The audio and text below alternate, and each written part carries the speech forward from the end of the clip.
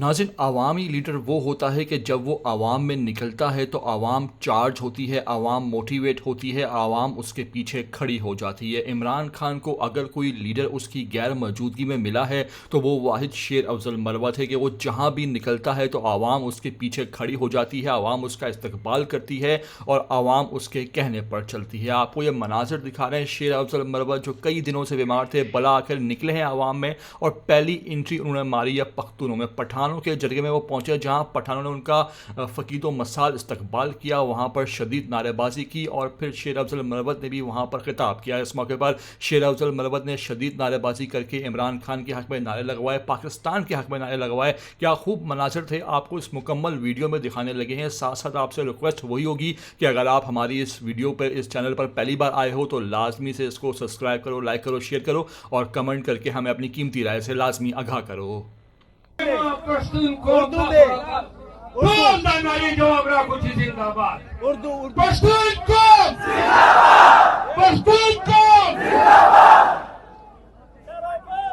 Pakistan